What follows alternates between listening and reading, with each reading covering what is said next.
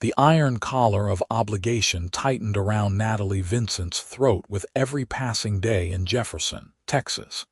As the spring of 1878 brought nothing but the stale scent of duty and the heavy weight of promises made by dead men. She stood on the wraparound porch of the Garrison estate, watching dust devils dance across the main street, her fingers gripping the wooden railing until splinters threatened to pierce her skin.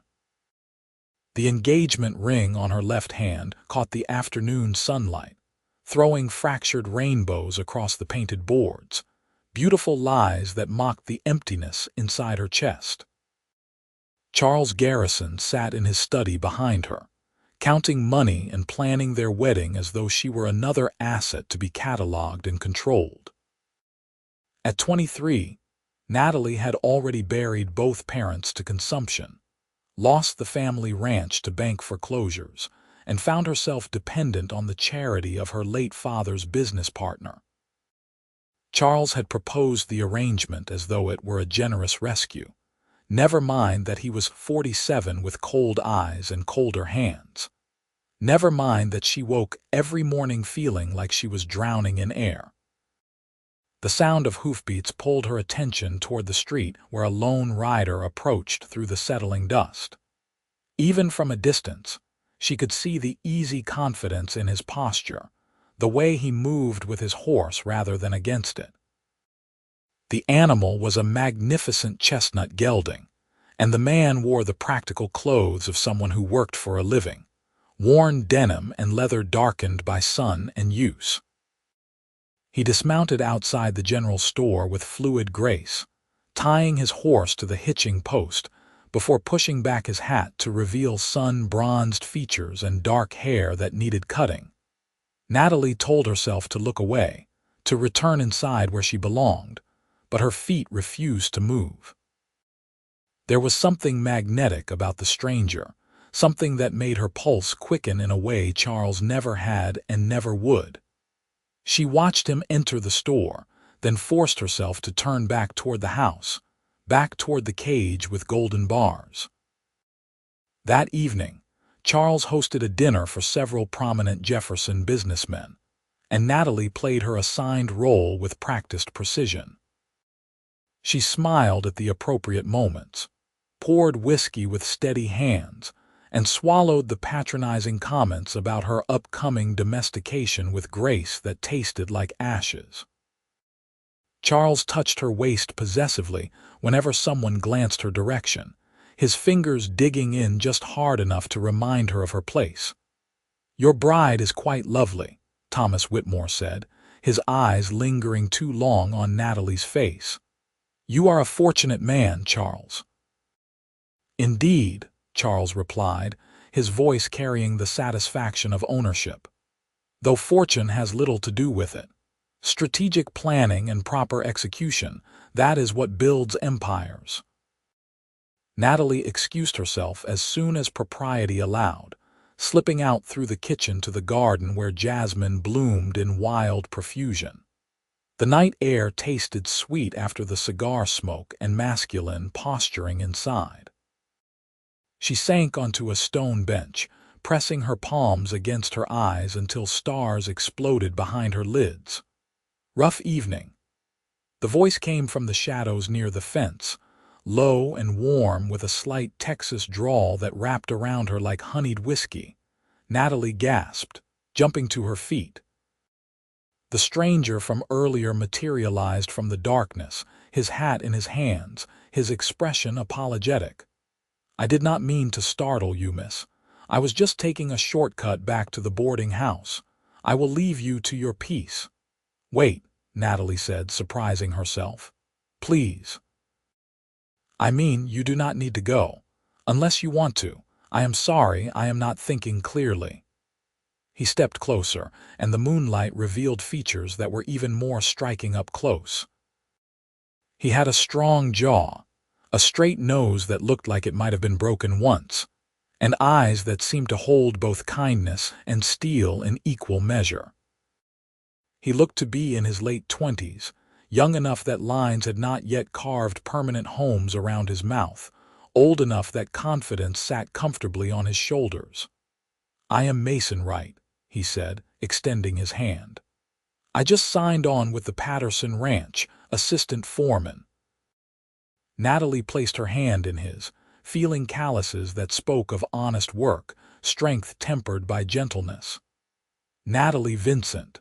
I am engaged to Charles Garrison, who owns this house and several others."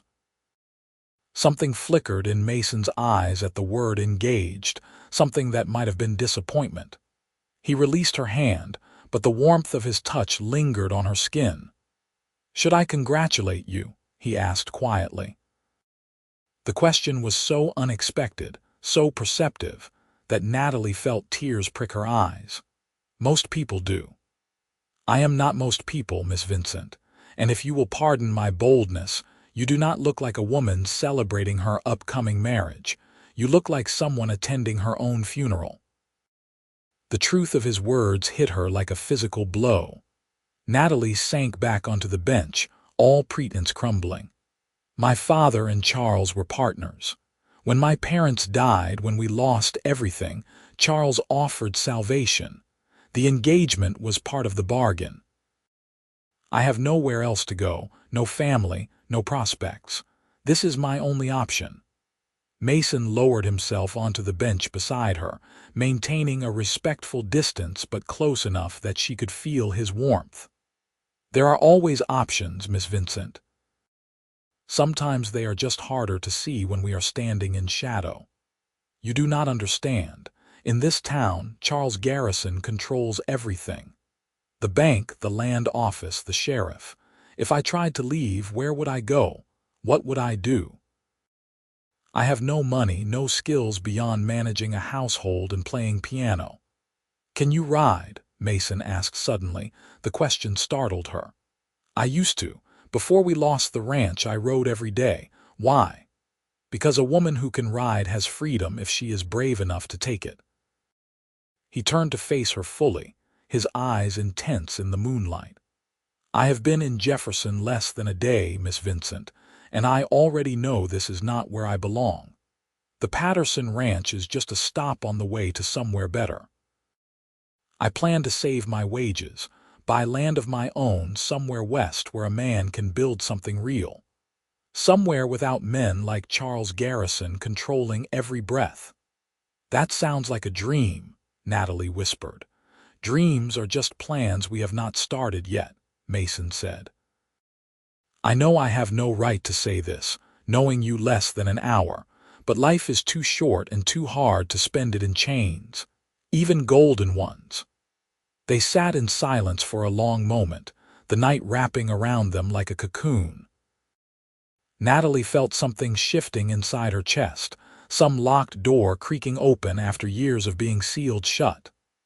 "I should return inside," she said finally, though she did not move.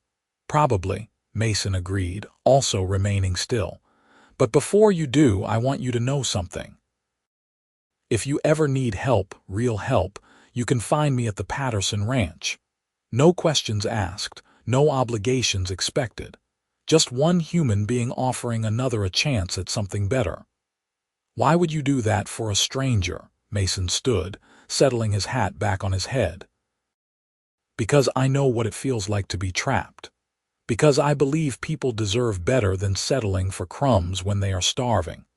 Because you have sad eyes, Miss Vincent, and something tells me they used to shine." He tipped his hat and disappeared back into the shadows, leaving Natalie alone with thoughts that felt dangerous and thrilling and impossibly tempting. The weeks that followed were torture of a different kind. Natalie went through the motions of wedding preparations, selecting fabrics and flowers she did not care about, while Mason Wright occupied increasingly larger territories in her mind. She saw him occasionally in town, always at a distance, and each glimpse sent her heart racing in ways that felt both wonderful and terrifying. Charles grew more possessive as the wedding date approached, his touch more demanding, his expectations more explicit. He had waited with a patience that had seemed gentlemanly, but now revealed itself as calculation. He wanted her gratitude, her submission, her complete surrender to his version of reality. One afternoon in early June, Natalie rode into town with Charles for a meeting with the dressmaker. She waited outside the shop, enjoying the brief freedom, when Mason emerged from the saddlery across the street. Their eyes met, and even yards apart, she felt the connection like lightning through her bones. Charles appeared beside her, following her gaze. His expression hardened. "That is the new hand at Patterson's place. Stay away from him. Men like that only want one thing from women like you." "Women like me?" Natalie asked, anger flaring hot and bright in her chest. "Respectable women with something to lose." Charles gripped her elbow, steering her toward the carriage. "After we are married, I expect you to maintain appropriate distance from the working class. You will have a position to uphold." That night, Natalie barely slept. She lay in her bed, staring at the ceiling, feeling the walls close in tighter with each passing hour. Charles's words echoed in her mind, not because they intimidated her, but because they crystallized everything wrong with her situation. He did not see her as a partner or even a person, just a possession to be displayed and controlled. When dawn broke, Natalie made her decision. She waited until mid-morning when Charles left for his office, then packed a small bag with practical clothes, a few precious photographs, and her mother's jewelry. She changed into a riding skirt and boots, abandoning the corset and petticoats that Charles preferred. She left the engagement ring on the dressing table along with a note that simply read, "I cannot do this. I am sorry." The stable hand looked surprised when she saddled one of the horses herself, but he did not question her. Charles had given her permission to ride when accompanied, and she was banking on the young man not wanting to argue with his employer's fiancée. The ride to the Patterson ranch took less than an hour. Her heart hammered the entire way, half convinced she would turn back, half terrified she would lose her nerve. The ranch house appeared through the cottonwoods, a sprawling structure of weathered wood and stone surrounded by corrals and outbuildings. Mason was working with a young mare in one of the corrals, his shirt sleeves rolled up, his movements patient and sure. He looked up as she approached, his expression shifting from surprise to concern in an instant. "Miss Vincent, what is wrong?" Natalie dismounted on shaking legs, her courage faltering now that the moment had arrived. "You said if I ever needed help I could find you here. You said no questions asked." Mason vaulted over the corral fence, landing lightly in front of her. "I meant it. What happened?" "Nothing happened, not yet, but it is going to, and I cannot let it. I left him. I left Charles. I left a note and my ring, and I just rode away." The words tumbled out in a rush, her breath coming fast and shallow. "I have nowhere to go, no plan, no idea what I am doing. But I could not stay one more day in that house, playing pretend at a life I did not choose." Mason's face broke into a smile so genuine and bright that Natalie felt warmth flood through her entire body. "You did it. You actually did it." "I did something incredibly stupid," Natalie said, but she was smiling too, giddy with fear and freedom in equal measure. "You did something brave," Mason corrected. He glanced toward the ranch house, his expression growing serious. "Charles will come looking for you. A man like that does not let go of his possessions easily. I know. I am sorry I should not have come here. I am putting you at risk." "I am a grown man, Miss Vincent. I can handle risk." He thought for a moment, then nodded as though coming to a decision. "Mr. Patterson is a decent man, but he does business with Garrison. If Charles comes here, he will expect Patterson to hand you over. We need to get you somewhere safe, somewhere you can start over." Natalie's voice came out small and hopeful. Mason met her eyes, his gaze steady and sure. "I told you I was just passing through, that I had plans to head west." The only thing holding me here was saving up a bit more money. But money is not everything, and I have enough to get started somewhere new. If you are willing to trust a man you barely know, I would be honored to help you get out of Texas, to somewhere Charles Garrison's reach does not extend. Why would you do this for me? Because you deserve better than the life you were living. Because I know what it is like to feel trapped and powerless. And because, if I am being completely honest, from the moment I saw you on that porch, something in my chest recognized something in yours. I do not believe in love at first sight, but I believe in connection. I believe some people are meant to cross paths. He paused, his expression vulnerable in a way that made Natalie's heart ache. I am not asking for anything in return, Miss Vincent. I am offering you freedom, transportation to a new life, and my protection along the way. What happens after that is entirely your choice. Natalie felt tears spill down her cheeks, but they were not tears of sadness. My name is Natalie. Please just call me Natalie. Natalie, Mason said, her name soft on his lips. We should leave within the hour. I will collect my wages and supplies. Can you ride long distances? I can ride as far as I need to. They moved quickly, Mason speaking with the ranch foreman while Natalie waited nervously by the horses. The foreman, a grizzled man named Dutch, studied her with knowing eyes but asked no questions. He paid Mason his wages and added a little extra, along with a knowing nod. You take care of yourself, Wright, and you watch over that lady. Anyone comes asking, I will tell them you headed south toward Houston. We appreciate that, sir, Mason said, shaking the man's hand. I was young once too, Dutch said quietly, and I let the love of my life marry someone else because I did not have the courage to speak up. Do not make my mistakes, son. They rode out heading northwest, keeping to smaller trails and avoiding the main roads. Mason pushed a steady pace but checked frequently to make sure Natalie was managing. She surprised herself with how naturally the rhythm returned, how right it felt to be on horseback again after years of confinement. As the sun began its descent, painting the sky in shades of orange and crimson, they stopped near a creek to rest the horses and eat the supplies Mason had packed.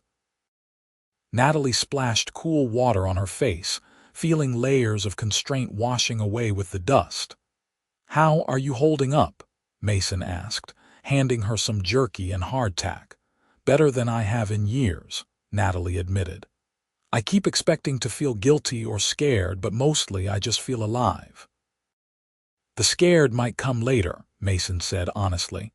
When the adrenaline wears off and reality sets in, that is normal. Have you done this before?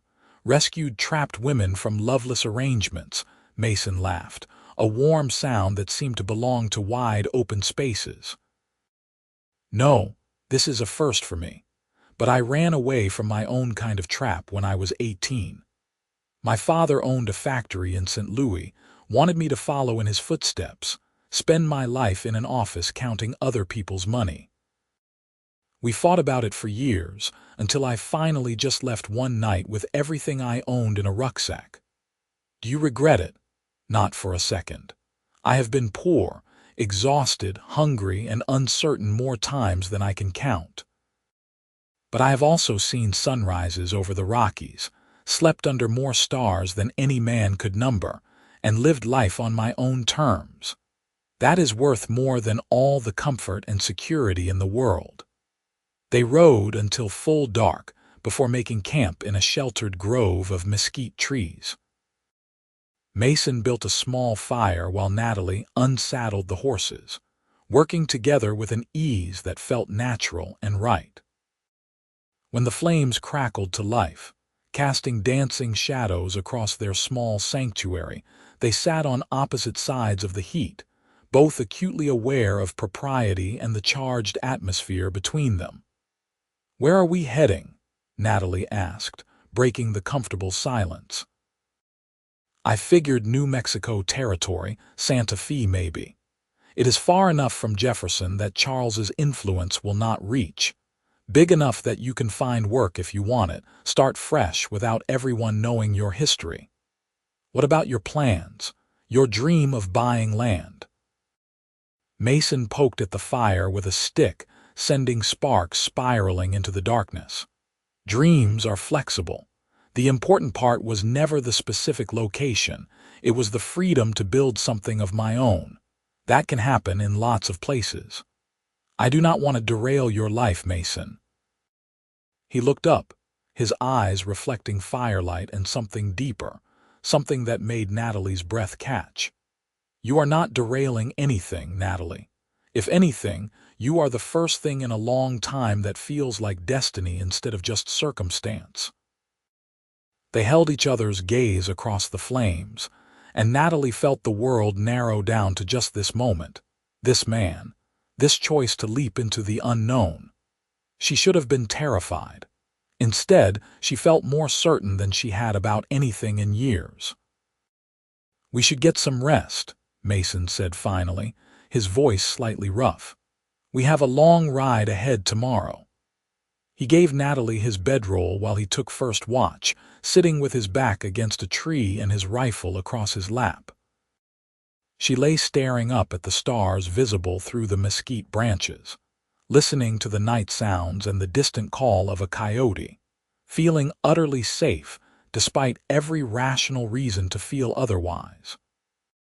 She must have dozed because she woke to find the fire burned down to embers and Mason adding fresh wood. He glanced over and smiled when he saw her watching. "Sorry, I tried to be quiet. How long was I asleep? Few hours. It is past midnight. You should sleep more. I am fine staying up." Natalie sat up, wrapping the blanket around her shoulders. "You need rest too. Sit with me for a while at least." Mason settled beside her, close enough that their shoulders almost touched. The night was cool, and Natalie could feel heat radiating from his body like a promise. "Tell me about your family," she said quietly. "Before the factory and running away." "Not much to tell. My father cared more about business than people. My mother died when I was 12, and after that, the house was just a place to sleep between working. I have a younger sister, Margaret. She married well, or at least that is what society would say. I have not seen her in 8 years. Do you miss her? Every day. But sometimes caring about someone means letting them live their own life, even when it takes them in a different direction." He paused, then added, "What about you? You mentioned your parents died. Any siblings?" "I had a brother, Nathan. He was 5 years older than me, the golden child who could do no wrong. He died at 17 in a riding accident, and my parents never really recovered. They loved me. I know they did, but I was always the consolation prize after losing their real treasure." Natalie had never said that out loud before, and hearing the words made her chest tight. Mason's hand found hers in the darkness, his fingers intertwining with hers. "You are no one's consolation prize, Natalie. You are the whole damn treasure." The sincerity in his voice made tears spring to her eyes. She squeezed his hand, unable to form words around the emotion clogging her throat. They sat like that until the sky began to lighten in the east, hands clasped, shoulders touching, sharing the quiet intimacy of two people beginning to recognize each other's souls. The next several days passed in a blur of riding, camping, and slowly dropping their guards. They skirted around towns, avoiding places where news from Jefferson might have traveled. Mason proved to be an excellent guide, finding water and shelter, hunting for fresh meat, teaching Natalie tracking skills she had never learned on her family's ranch. They talked about everything and nothing, sharing stories and dreams, debating philosophy and laughing at bad jokes. Natalie learned that Mason had a dry sense of humor, that he could quote Shakespeare from memory thanks to a schoolteacher who had believed education should extend beyond reading and arithmetic. She learned that he was patient and kind, that he treated animals with respect and handled conflict with a level head. Mason learned that Natalie was stronger than she gave herself credit for, that she had a sharp mind for strategy and an eye for beauty in unexpected places. He learned that she sang quietly to herself when she thought no one was listening, that she cried when she was angry, and that she was fiercely loyal to the memory of people she had loved. 6 days into their journey, they camped near a river swollen with spring runoff. Natalie had not bathed properly since leaving Jefferson, and the cool water beckoned irresistibly. She waited until Mason rode off to check their surroundings, then stripped down to her chemise and waded in. The cold stole her breath, but it felt glorious after days of dust and sweat. She ducked under the surface, emerging with a gasp and a laugh, feeling more herself than she had in longer than she could remember. "Having fun?" Mason's voice called from the bank. Amused and carefully averting his eyes, Natalie shrieked, sinking down until only her head showed above water. "I thought you were scouting." "I was. Clear path ahead for at least 10 miles. I will turn around, take your time." "Mason, wait." Natalie surprised herself again. "Do not go, I mean do not look, but do not leave. Stay and talk to me." He settled with his back to the water, his posture relaxed but his shoulders slightly tense. "What do you want to talk about?" "Tell me about the worst job you ever had." Mason laughed. "That is easy. 2 years ago, I worked for a rancher in Colorado who was convinced he could train wild mustangs by breaking their spirit. I lasted 3 weeks before I quit. I do not believe in breaking anything, animal or human. I believe in partnership, earning trust. Is that what we have? Partnership?" "I would like to think so." "Why, what would you call it?" Natalie rinsed soap from her hair, considering her words carefully. "I would call it the beginning of something that terrifies and exhilarates me in equal measure."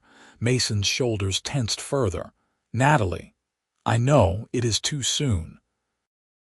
I know I should not feel this way about someone I barely know. I know you probably see me as some damsel you rescued, someone you need to deposit safely somewhere before moving on with your life. Is that really what you think?" Mason's voice was low and strained. "I do not know what to think. I just know that every day I spend with you feels more real than years in that house with Charles. I know that when you smile at me, I forget to breathe. I know that I am probably being foolish and reckless, but I do not care because this feels right in a way nothing else ever has." Silence stretched between them, broken only by the rush of water and the cry of a hawk overhead. Finally, Mason spoke, his words careful and measured. "I promised myself I would not do this. I promised I would get you somewhere safe and let you figure out who you are without Charles Garrison dictating your life. The last thing you need is another man telling you what to feel or expecting something in return for helping you." "I am not expecting anything," Natalie said. "I am telling you what I feel because I am tired of living a lie. If you do not feel the same way, that is fine. I will be grateful for your help and your friendship and nothing more. But if you do feel something, if this connection is not just in my imagination, then I need to know I am not crazy." Mason stood, still keeping his back turned. "You are not crazy. I feel it too, have felt it since that night in the garden. But you are vulnerable right now, Natalie. You just escaped a terrible situation. I do not want to take advantage of that. You are not taking advantage. You are the only person in my entire life who has treated me like I have agency, like my choices matter. So let me make this choice. Let me tell you that I am falling for you, Mason Wright, and it might be the worst timing in the world, but it is real." She heard him take a shaky breath. "Can I turn around? I am still in the water. I know. I just want to see your face when I tell you that I am falling for you too." that every mile we travel together makes it harder to imagine a future where we go our separate ways. That treating you right means more to me than just getting you to safety. It means building a life where you can be happy, where you can thrive, and I am selfish enough to want to be part of that life." Natalie's heart felt too big for her chest. "Then turn around." Mason turned slowly, his eyes finding hers across the water. Even with distance and propriety between them, the intensity of his gaze made Natalie feel seen in ways she never had before. "When we get to Santa Fe," Mason said carefully, "I want to do this right. I want to court you properly, give you time to figure out who you are without anyone's expectations weighing you down. If after all that you still want me, then I promise you, Natalie Vincent, I will spend the rest of my life treating you like the miracle you are." "That is the most romantic thing anyone has ever said to me," Natalie whispered. "Then you have been spending time with the wrong people." That night, they sat closer by the fire, Mason's arm around Natalie's shoulders, her head resting against his chest. It was innocent and charged with promise, a moment of perfect contentment that felt like coming home. "I have been thinking," Mason said, his voice rumbling beneath her ear. "Santa Fe is expensive, and starting over there might be harder than somewhere smaller. There is a town called Cimarron, about 100 miles northeast of Santa Fe. Still in New Mexico territory, but smaller, more opportunities for folks willing to work hard. I could get a job on one of the ranches, save up for that land I want. You could find work too if you want, or take time to figure out what you want to do. It is far enough from Texas that Charles will not find you, but close enough to civilization that you will have options." "That sounds perfect," Natalie said. "As long as we are together." "As long as we are together," Mason echoed, pressing a kiss to the top of her head. They crossed into New Mexico territory 2 days later, and Natalie felt something shift in the air. This was truly new territory, a place where she could become anyone, where the past did not have to define her future. Mason seemed to feel it too, his posture relaxing as the miles accumulated between them and Jefferson. Cimarron appeared through the heat haze on a Thursday afternoon, a cluster of buildings nestled in a valley with mountains rising in the distance. It was smaller than Jefferson but well established, with a main street lined with businesses and houses scattered on the surrounding hills. They found a boarding house run by a woman named Iris McKenna, a weathered lady in her 60s with sharp eyes and a kind smile. She looked between Mason and Natalie, taking in their dusty clothes and exhausted horses. "Looking for rooms?" she asked. "2 rooms, madam," Mason said. "And possibly longer-term lodging if you have availability." Iris studied them for another long moment. "I have 2 rooms available. $5 a week each, includes breakfast and dinner. Rules are simple. No drinking in the rooms, no disturbing other guests, and I expect respectful behavior under my roof. Are we clear?" "Yes, madam," they said in unison. Iris's expression softened. "You two running from something or towards something?" Mason and Natalie exchanged glances. "Both," Natalie said honestly. "Fair enough. As long as you are not bringing trouble to my door, your business is your own." She handed them each a key. "Rooms 3 and 4 upstairs. Dinner is at 6. Welcome to Cimarron." The rooms were small but clean, each furnished with a bed, a dresser, and a washstand. Natalie stood in hers, looking around at the space that represented her first independent home, and felt tears of relief and joy slide down her cheeks. A soft knock came at her door. Mason stood in the hallway, his expression concerned. "Are you all right?" "I am perfect," Natalie said, pulling him into the room and closing the door. She wrapped her arms around him, holding tight, feeling his heart beat against hers. "I am free, Mason."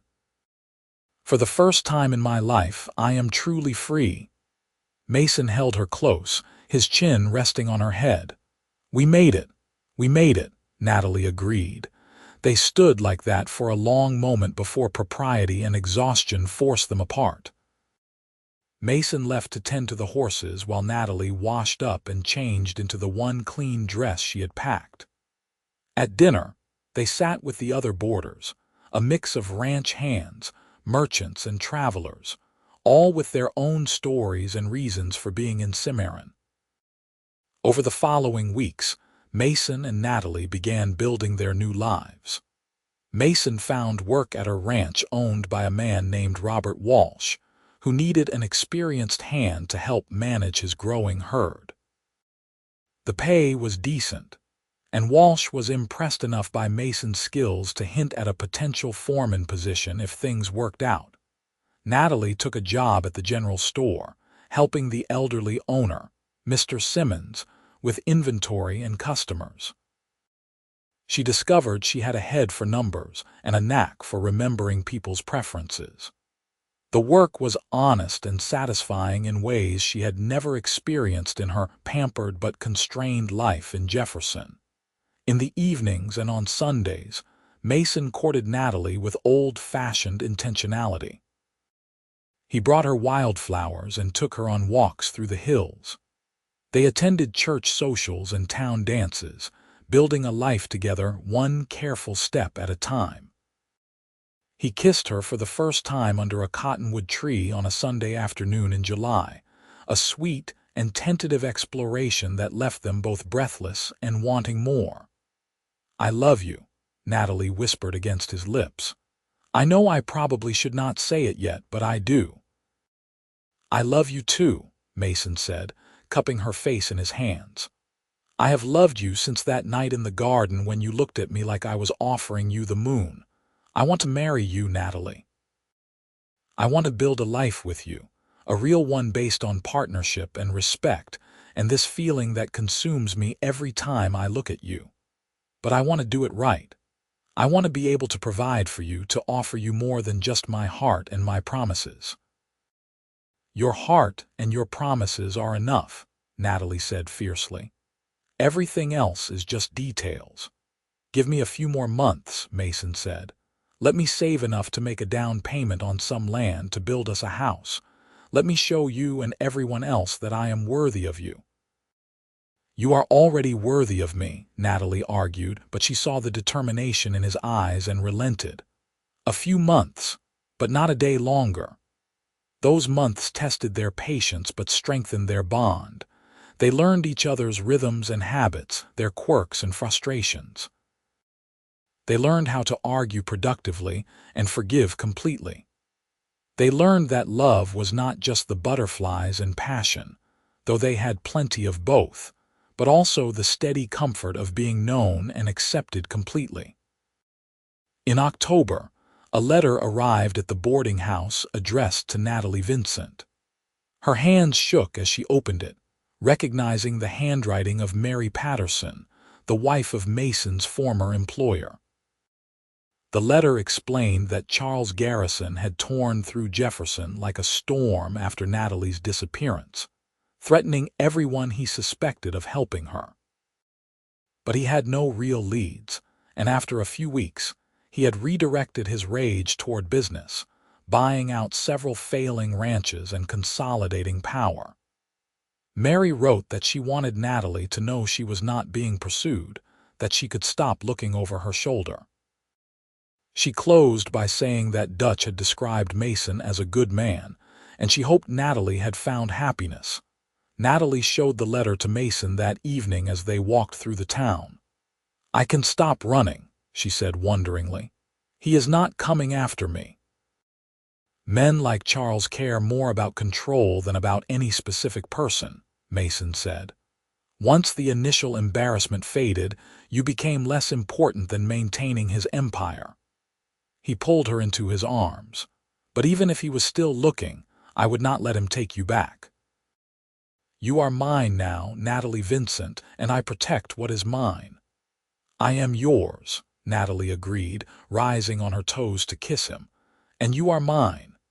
In November, Mason took Natalie to see the land he had been saving for.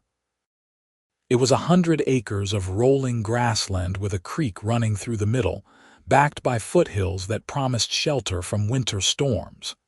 The price was fair, and the owner was willing to work with Mason on terms. "What do you think?"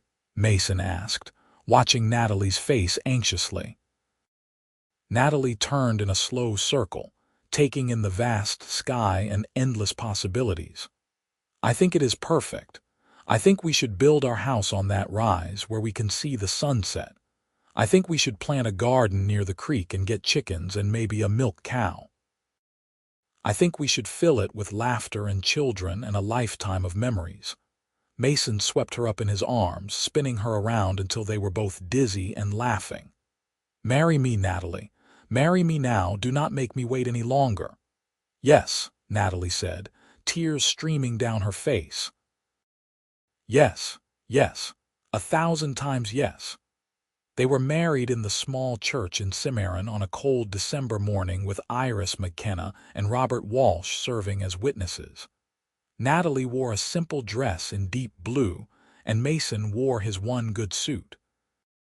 The ceremony was short and sweet, but when the minister pronounced them husband and wife, and Mason kissed her with all the pent-up longing and love of their long courtship, Natalie felt like the richest woman alive. Their first winter as a married couple was spent in a small cabin on their new land, a temporary structure that Mason built with his own hands while planning their permanent home. Natalie helped when she could, learning carpentry basics and surprising them both with her aptitude for construction. They worked side by side in the cold, building their future board by board. When spring came, so did the real work. They broke ground on the house, a modest structure with room to expand as their family grew. Neighbors helped with the raising, a community coming together to welcome the young couple who had chosen Cimarron as their home. Natalie discovered she was pregnant in May, and Mason's joy was so profound and genuine that she fell in love with him all over again. He was attentive and careful, treating her like spun glass even as she protested that she was not fragile. "You are carrying our child," Mason said, his hand splayed protectively over her still flat stomach. "You are the strongest person I know, and I am going to make sure you know that every single day." Their son was born in January of 1880, in the bedroom of their completed house during a snowstorm that blanketed the valley in white. Mason delivered him with the help of Iris McKenna, who had become like a mother to them both. They named him Natalie Vincent Wright, honoring Natalie's lost brother while giving him a name that belonged entirely to their new beginning. Watching Mason hold their son for the first time, his large hands so gentle and his expression full of wonder, Natalie felt a completeness she had never imagined possible. This was what love looked like, what freedom felt like, what choosing herself had granted her. Over the years, their family grew. A daughter named Mary came 2 years after Nathan, then another son called Samuel, and finally twins, a boy and girl they named James and Rose. Their house expanded with each addition, rooms added on as their prosperity and family increased. Mason proved to be an exceptional rancher, and their land became known for quality cattle and horses. Natalie managed the books and household with the same efficiency she had brought to the general store, her sharp mind for business helping them navigate droughts and market fluctuations. They faced challenges, of course. There were lean years and sick children, disagreements and disappointments.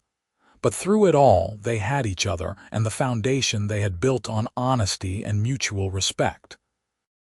On their 20th anniversary, Mason took Natalie back to the spot where he had proposed, where their house now stood solid and permanent. Their children were scattered across the property, Nathan working with his father on the ranch, Mary visiting with her husband and first baby, the younger ones playing near the barn. "You ever regret it?" Mason asked, pulling Natalie close. Running away with a stranger, giving up everything you knew. Natalie looked at the life they had built, at the family they had created, at the man who had kept every promise he had ever made to her. I gave up nothing that mattered and gained everything I needed. You told me that night in the garden that you would treat me right if I ran away with you. You did not just treat me right, Mason Wright. You gave me a life beyond my wildest dreams. You gave me love and partnership and freedom to be myself. You gave me everything. Mason kissed her temple, his arms strong and steady around her. You gave me purpose, Natalie. You made me want to be better, to build something lasting, to put down roots. You are the best decision I ever made. They stood together watching the sunset paint the sky in shades of gold and crimson, the same colors that had marked their first evening together on the trail to freedom. Behind them, their house glowed with lamplight and the sound of their children's laughter. Ahead stretched years more of shared sunrises and quiet moments, of challenges faced together and triumphs celebrated. Natalie thought back to that girl on the porch in Jefferson, Texas, trapped and drowning in obligation. She wished she could tell that girl that courage would be rewarded, that taking a leap into the unknown would lead to more beauty and joy than she could imagine. She wished she could tell her that the cowboy with kind eyes and steady hands would keep every promise, would build her a home and fill it with love, would treat her right for the rest of their days. But that girl was gone, transformed into this woman who knew her own strength, who had claimed her freedom and built a legacy. That girl would have been terrified by the risks they took. This woman understood that the biggest risk was never really living at all. As the last light faded from the sky and stars began their eternal dance overhead, Mason and Natalie walked hand in hand back to their home, to their children, to the life they had chosen and fought for and cherished. Behind them, the past lay silent and settled. Ahead, the future waited with open arms, full of possibility and promise. In the kitchen, Natalie started preparing dinner while Mason helped the younger children with their evening chores. Through the window, she watched Nathan show Samuel how to properly care for the horses, passing down the skills his father had taught him. Mary sat on the porch with her baby, singing softly in the twilight. The twins chased fireflies through the garden, their laughter ringing clear as bells. This was not the life Natalie had been raised to expect, groomed for, or promised. It was infinitely better. It was real and messy and full of work and wonder. It was hers, chosen and claimed and built with love. That night, after the children were settled and the house quiet, Natalie and Mason sat on their front porch, sharing the comfortable silence of two people who had traveled a long road together. Above them, the same stars that had witnessed their journey shone down with ancient light, constant and unchanging. "I would do it all again," Natalie said suddenly. "Every moment, every hardship, every risk, it all led here to this, to us." "So would I," Mason agreed, taking her hand. "Running away with you was the easiest decision I ever made. Everything after was just details." They sat together under the vast New Mexico sky. Two souls who had found each other against impossible odds, who had chosen love over security, freedom over chains, who had built something beautiful from courage and hope and unwavering commitment. In the distance, a coyote called out to the moon, and somewhere an owl answered. The wind whispered through the cottonwoods, carrying the scent of sage and possibility. Inside the house, their children dreamed of their own futures, surrounded by the love and security their parents had fought to create. Natalie leaned her head on Mason's shoulder, feeling his steady heartbeat, his warmth, his presence. 20 years had passed since that desperate night when she had fled to the Patterson ranch, since Mason had offered her freedom without conditions or expectations. 20 years of building a life, a family, a legacy. And if she could go back to that moment, to that terrified woman on the run, she knew exactly what she would say. She would say that the cowboy who promised to treat her right would do more than that. He would cherish her, challenge her, support her dreams, and walk beside her through every joy and sorrow. She would say that love, real love, was not about possession or control but about partnership and freedom. It was about choosing each other every day, even when it was hard, especially when it was hard. She would say that sometimes the bravest thing you can do is trust your heart, take a leap into the unknown, and believe that you deserve better than settling for crumbs when you are starving. Most of all, she would say thank you. Thank you to the universe for putting Mason in her path, for giving her the courage to run, for blessing their gamble with abundance beyond measure.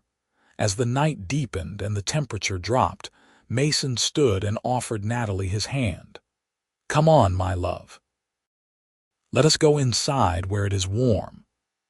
Natalie took his hand, feeling the calluses earned through years of honest work, feeling the strength that had never been used to control her but always to protect and provide.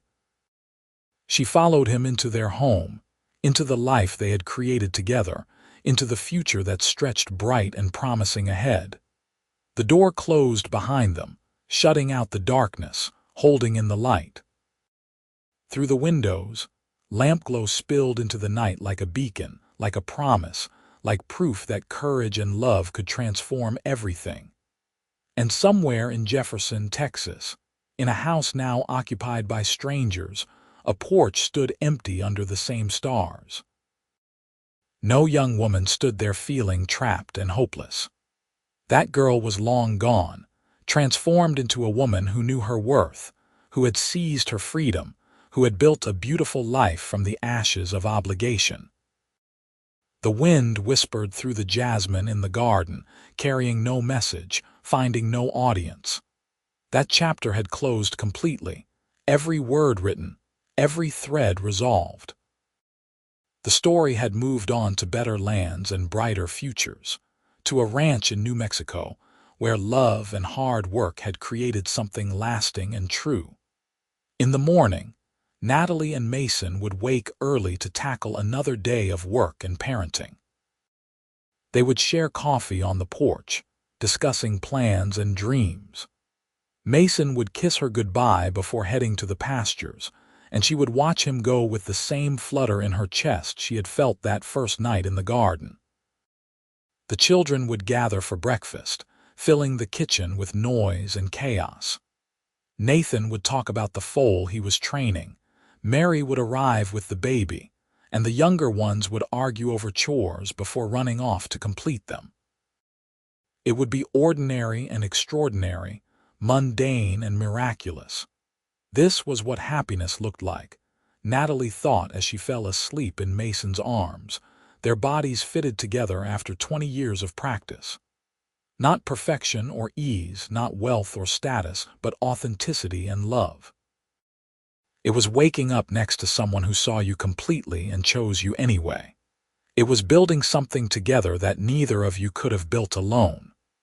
It was knowing that when you took that leap into the unknown, you had not just survived the fall but learned to fly.